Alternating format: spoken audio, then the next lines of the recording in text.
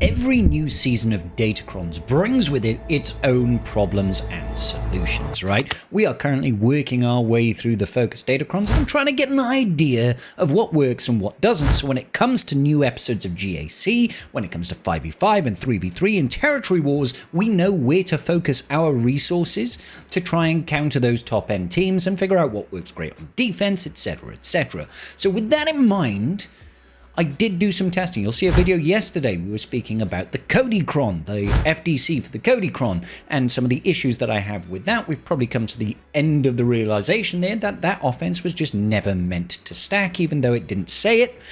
It doesn't have to. Today we're going to be looking at the Balenron, and let me tell you a little bit something, Tribe. Come here. Let me tell you a little bit something. This Balenron is all kinds of nutty. So what is the cron that I'm talking about? Well, let me just go ahead and show you. So this one over here, the Balenron, this I feel is going to be our solution to a lot of problems that are facing us at the moment in Galaxy of Heroes. Stats then, 70% crit avoidance, 100% defense. Already we've got a whole ton of bulk going on over here. Hard to crit, which is great for Shin, by the way. Loads of defense, keep our team alive. Bit of tenacity to stop the debuffs, and then a lot of potency to help us land those stuns, help us land those debuffs, all that purge, all that good business. Pretty good stats, okay? So the team is kind of prescribed for us. There's probably some leeway here to maybe not use one or two of the characters and swap it on out, but I do find these teams probably have a lot of hope for us. So first and foremost, the level 3 is for Hondo Onaka. We've had this one before. It's a pretty good one. Whenever he uses his basic, he's gaining 9 additional stacks of ransom. Pretty sure this is not entirely working correctly, but it might just be in my imagination. Gains protection up 100%, stacking for 2 turns, and reduces his cooldowns by 1. This really helps him stay in the game so that if you capture somebody, it doesn't immediately run away when they're defeated. Marok then. Whenever Marok inflicts a debuff, recover 25% of their max health and max protection, limit once per turn. This is good. Outside of Balen, Shin and Marok are actually quite a little bit squishy. You don't want to be losing a team, and because Balen doesn't always pre-taunt and all that sort of good business, you really do need a little bit more survivability on the team. Next up, we've got Shin's, and Shin's level 9 is flippin' great. Whenever another ally uses an ability on their turn, Shin will assist, limit once per turn, dealing 50% more damage. So somebody uses an ability on her team, apart from herself, she's going to assist, do more damage. That's really great, especially because Shin already hits hard. Then we've got Dengar. We've had this one before as well. At the start of each encounter, Dengar inflicts doubt on all enemies for 2 turns, which can't be evaded, dispelled, or resisted. Now, doubt will stop buffs and turn meter gains. Really good thing to have when you're going into a battle at the start, or defensively speaking, making sure you can't get TM rolled, making sure people can't just buff their way around you. It's a really, really strong opener. Whenever an enemy evades Dengar's attacks or resists a debuff, all enemies are given a damage over time and thermal detonator for 2 turns, which can't be evaded or resisted. It's quite nice. It's a nice little bit of extra benefit, but honestly the doubt is good enough on its own. And then finally, the creme de la creme, Balen's level 15 ability. If Balen is in the leader slot and all allies are mercenaries, whenever a mercenary ally gains Soldier of Fortune, they gain 2% offense and defense penetration, stacking up to a maximum of 150%. Mercenary allies ignore taunt if they have any form of Soldier of Fortune. This is really powerful. You've always got Soldier of Fortune on a Balen team, constantly. Being able to ignore the taunt is just so useful for so many teams. Get around everything there, and of course, Shin is always assisting. But there's more. Whenever another mercenary ally uses an ability during their turn, call Balen to assist. Which is great, because we've already got Shin assisting, now we've got Balen assisting. This is great, and it also isn't once per turn. Which is great. Whenever Balen uses an ability whilst having taunt, dispel all buffs on the target enemy. That level 15 for Balen alone is phenomenal. So before we move on to the next one, I just wanted to point out over here, when we were looking at this yesterday, please go check out my video on this one. We were talking about this 50% offense boost is not working. All it is they didn't say it stacks, which probably means it was just never meant to stack. It just means you get 150% offense boost. Now, you don't have to, or the CG doesn't always show when something stacks. If you look at something like Grievous, for example, General Grievous, let's grab him. there's always an I before E, except after C scribe. So, General Grievous, for example, Skittering Horror. When this guy uses this with an enemy that has got a debuff, General Grievous gains 10% max health for the rest of the encounter. This stacks infinitely, doesn't say it that it's, you know, having to stack, for example. I think there's like Marauder, Sith Marauder, for example. This second special.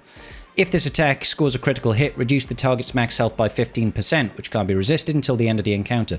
This also stacks, and it doesn't state. Now, they are in the minority, right? It's not always that you see this sort of thing, where it doesn't say stacking and how much it stacks, but it exists, right?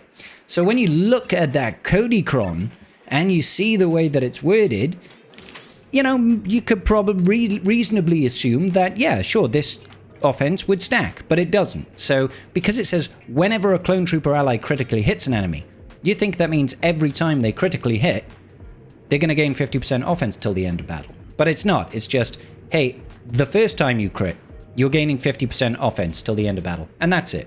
It's just like, if you crit, you gain 50% offense once. It's a shame. There's probably still some use for this Kodiricron. There's a lot of TM generation in this team, especially in 5v5. So I do think it can defeat some things. It's just not really right now until we figure out where else it can be used. Not really a cron that I'd recommend. Okay, so let's talk about Balenron then, ladies and gentlemen. I have done a little bit of testing, and this is granted only in Squad Arena. No Omicrons are going to be active in terms of this testing. So we have to take some of it with a pinch of salt. Now note, Balenron himself does have triple Omicrons for Grand Arena, and they are pretty good. So even though the enemy teams have not got Omicrons, we also have some that will activate, which will maybe potentially balance things out. Alright, okay, so I've got some videos to show you. Let's all check it out. First up on the cards, I thought I'd take it up straight up against the Lord Vader team. This one's using a Wampacron, I believe, so it's got lots of additional damage output. As you can see, that 100% defense really coming in handy. Probably getting some use out of that crit hit immunity. Big AoE here. I probably didn't need to focus on Vader there. I probably should have gone after Disguised Clone Trooper, take him out nice and quick. Look how quickly you take things out in this team, by the way. Being able to ignore taunt versus Lord Vader, so handy. We never have to worry about Scorch taunting. We never have to worry about Marked landing on Scorch, because we can just ignore it, right? Now, I do take out CX2 and Disguised Clone Trooper because they were easy targets. I figured, okay, take them out, then we'll focus on Lord Vader. Look at the damage output over there. You can see over there, that's the Wampacron that he's put on. But I was really impressed at how quickly this took down a Relic 8 Lord Vader. So I put the capture over there on Apo. No worries about him ever sort of dying early, because whilst we don't have a GL, we can't actually defeat Apo. Now, I thought I had already got the captured from Hondo, but I hadn't, so I accidentally lost him. So that would have been a waste of banners on my behalf there, but that was super clean. Sure, the opener was a little bit hairy-mary scary. Lots of damage on that team thanks to that Wampacron. But once we stabilized, that was a piece of cake. Like, we steamrolled the team. With Omicrons active, Lord Vader's coming off defense, 100%. Alright, so next up, GL Leia. GL Leia is a bit of a weird one because you can ignore her taunt, but you almost don't want to. She also, whenever you're gaining any sort of turn meter, she's just going to have so much crit avoidance. I decided, let's try and lock down Jyn so that she can't, like, revive Leia after the fact. I thought, do I focus down Leia or do I go after Adrad? Because if you defeat Leia, but then Jyn just revives her, then it's just, almost feels like a waste. But honestly, Adrad is so flippin' tanky as well. You might as well just focus down Leia the whole time. You might as well just focus Leia down the whole time, because she's just so tanky, and he's so tanky, and you'll never get round to defeating both Adrad and Jyn. And if you focus too much away from Leia, then she's going to hit ultimate really quickly, and they're going to gain loads of mastery and all this nonsense. So we take out Leia. I just run that risk, and I tried to stun Jyn here, but of course she can't be stunned, so it's kind of like, that was silly of me. So yeah, we go to take out Adrad, and then Jyn gets the revive. Of course she does, because that's how irritating and frustrating she is. Right before we take her out. Right before we take out Adrad, I'm like, do I go after Leia? I was like, yeah, she's pretty much gone. And I'm like, Leia, how are you still surviving? She can be so unreasonably tanky at times, can't she? Look at her. She's got no health. And we keep on swinging away and we're not defeating her. Very frustrating. But pretty much, on the whole, incredibly clean victory there. Incredibly clean. I think we just take out Drogon. We don't have to worry about that one tap from Shin there. We don't have to worry so much about Jyn getting another revive off because she's already wasted her cooldowns now. She's not going to get round to another revive. Quick and easy, really. Kind of painless, truth be told. If you're curious about the datacron that they were using the Darth Vader Duel's End datacron, which has got 75% health, 85% defense, 85% crit avoidance, armor penetration. Phenomenal stats on this datacron. So that was a chunky Leia team. And finally, the big kahuna that I wanted to test it against, a Stranger team. This is using the Stranger FDC. Turn 1, we immediately lose Shin, which was very disheartening. I've got to be honest. I was like, oh, lordy, lordy, lordy. This is not going to go well. I was so hopeful that this team was going to be the team to take out the Stranger. I thought this was going to be the, you know, sort of the certified, guaranteed, yeah, we've got it done sort of thing. But that opener kind of hampers your entire offense right out the gate. Now, you will find that we do actually still get the victory here. We do somehow manage to pull it back and get a win. But losing Shin like that at the start is not great. And to be honest, throw in GAC. This is a 6 Omicron GAC team. I don't know, even with Balen's Omicrons, I don't know if we reliably clear this. And the thing is right now, we are kind of dependent on, like, or we have been dependent on Attackacrons carrying, like, Queen Amidala victories versus Stranger. Those have all dusted now. They're gone. We don't have those anymore. So I am very, very worried about what's going to deal with Stranger come 5v5. Now, maybe this is going to be okay.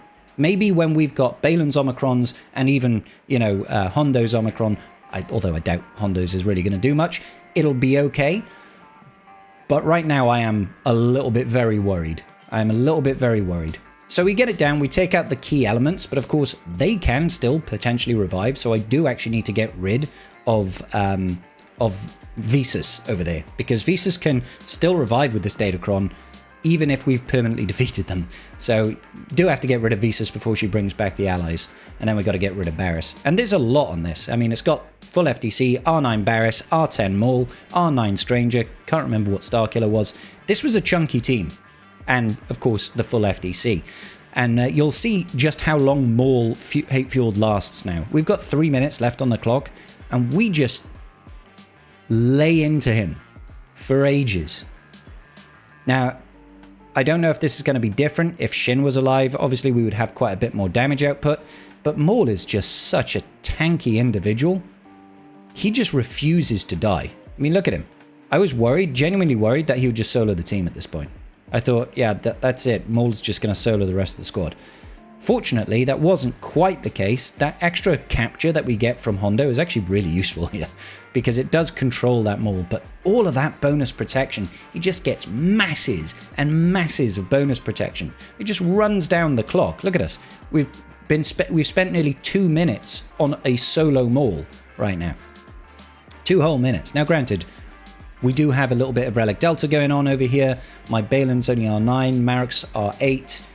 I suppose R9 is on my my Hondo, but I think Dengar is only R7 or something like that. So we are doing reduced damage, and like I said, we've lost our Shin, and Shin is a big element of the damage output over here. But it just takes so long, so long. And finally, I thought, okay, we've done a bit of offense testing. How do we take it down on defense? So there was a guy that was in my shard running the full squad over here. Lots of R9s, well, 2 R9s, 2 R8s, and an R7. Full squad. Generally speaking, when I see Balenron on defense, I try to use JML, because JML is usually pretty reliable. If you've got Cal Kestis, you just need to get him to be in that Whirlwind Slam stance, not Whirlwind Slam, dual saber form, so you get the riposte, which means when you attack under protection. And because it's JML, of course, we can get around certain things. So start off with an AoE. They immediately go after GMY and tear him a new one. I think I was supposed to be Hermit Yoda here. And then I just think, okay, let's just take out Shin. So he calls Shin to assist. I'm using a datacron here that gives me 25% turn meter at the start. And then I'm using something, it's got like 50% extra protection. So I'm just trying to maximize the amount of damage. Immediately use that second special from Cal. That gives him the riposte. There was no point in me doing this over here. That was a bit of a waste. Call Cal, and we can just attack under protection for massive true damage, basically. And that kind of deals with all of it, right? 120 odd thousand damage there. That kind of deals with all of it. Again, I don't know if this works from a GAC 5v5 perspective once Omicrons come into play. Not sure. But that seemed relatively comfortable for me at the time. So I want to know, ladies and gentlemen, have you done any testing with the Balenron FDC? Have you seen it in Squad Arena on defense? What has been working for you both offensively and defensively? Let me know in my Discord so I can share that knowledge wider and everybody can be a bit more prepared when it comes to 5v5 and 3v3. We've got 3v3 next, so that's definitely going to change things up. Nothing as of yet can be ascertained as to what's going to happen there. Obviously, it's going to change things up with Stranger, it's going to change things up with Balenron. We're going to figure it all out together. Like the stream video before you go, guys, and I will see you all in the very next video. Peace out, and may the Force be with you.